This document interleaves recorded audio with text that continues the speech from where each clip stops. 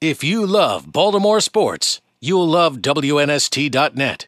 Zolotorow. There you go, nailed it. On the clock right now. You got 5 to 10 minutes. Good luck. All right, for those of you who have listened to me before on In the Clutch on WNST Sports in College Park, my name is Scott Zolotorow, and I want to talk today about the Baltimore Orioles All-Star snubs.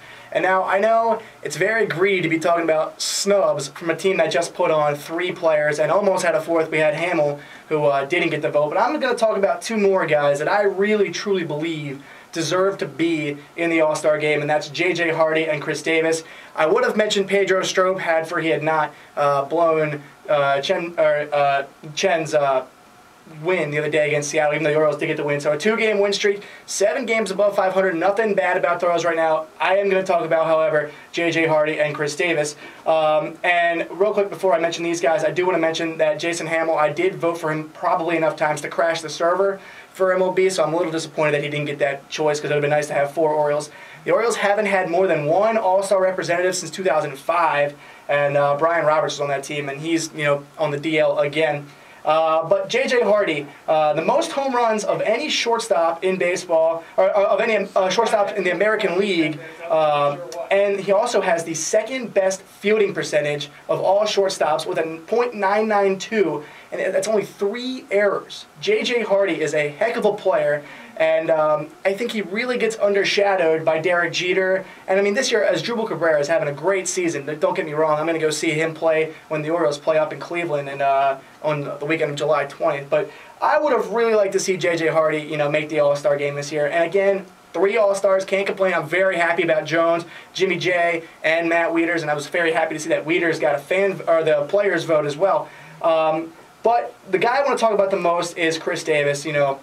First baseman, right fielder, designated hitter, didn't really get as much media attention as some of the other players. And the guys who made the All-Star team are Paul Konerko and Prince Fielder. And I'm not knocking them at all. I'm not saying that they don't deserve to be in it. Paul Konerko is a great player, has always been a great player. And Prince Fielder, he's a freak of an athlete. 55 RBIs this year. And but he's also, the name is what Prince Fielder got him into the All-Star game. But I want to talk about Chris Davis, who is an incredible player. And how many players do you guys know that pitched 2 scoreless innings at Fenway Park in an extra inning game and had a broken bat home run during the same season? I want to get Tim Kirchin's statistics on those to see who had a broken bat home run and a 2-inning shutout win to beat the Red Sox on May, I think it was the 6th. But Chris Davis, anyway, a .274 average, which is one of the best on our team behind Adam Jones, 14 home runs and 40 RBIs. These numbers are good enough to make the All-Star games by most standards. And an interesting fact I'm going to make is that All-Star first baseman, it's one of the toughest positions to make the All-Star game because it's always glorified. These are big home run hitters, and there's also the DH when they play in an American League ballpark, who some of the first basemen categorize himself as a DH. But I want to say, Jim Thome, 5 times, he's only been an All-Star 5 times, which is incredible. This guy is 7th, tied for 7th all-time home runs, and he's only been an All-Star 5 times.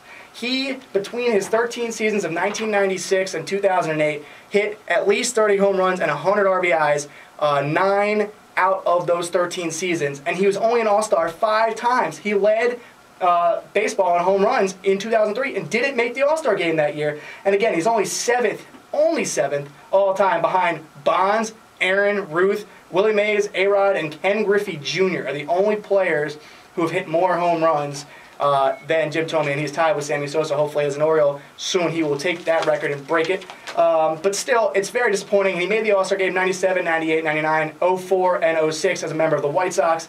And Jim Thome, again, just an incredible player. I'm very excited to see him playing in Baltimore. But back to Chris Davis.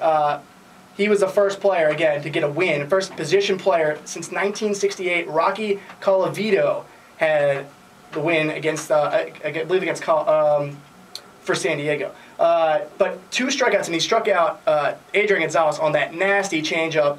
I just want to see Chris Davis. He got a lot of media representation that day and also with the broken bat, but otherwise, he hasn't really been talked about at all. And I understand that he's on the team with Matt Wieters and Adam Jones, who are both great hitters. Wieters also underperforming, but if you look at Davis's numbers, they're better than Wieters. And one more thing I want to mention is I really want to see this guy hit in the home run derby. 9 of his 14 home runs this season have traveled at least 400 feet, and I've been to the ballpark a few times early to watch him take batting practice, and he has some freakish power. And speaking of the home run derby, I don't get how Matt Kemp could possibly say he's going to compete in this game when he's on the DL. Adam Jones, our Baltimore guy, very smart decision. I understand it's going to upset some fans that he didn't compete in the home run derby, but he doesn't want to hurt his wrist. When these guys compete in the home run derby, it throws off their swing, and they're trying to kill the ball, and you never know when you're going to pull something. So if he's a little hurt, I'm not going to complain about it at all. But I will say about that one home run, and just Chris Davis, again, trying to see that he should have been in the home run derby. That home run against the Pittsburgh Pirates on June 13th with the broken bat, Jim Hunter of the Orioles said, "How strong is he?" And then Mike Bordick said, "That is one of the most impressive home runs that I have ever seen." And that's coming a lot from a player who played baseball for 15 years. This has been Scott Zolotorow, WNST. Thank you very much, and enjoying the claps. Good work, Scott. Good work. Even though it may take me a long time to learn. If you love Baltimore sports, you'll love WNST.net.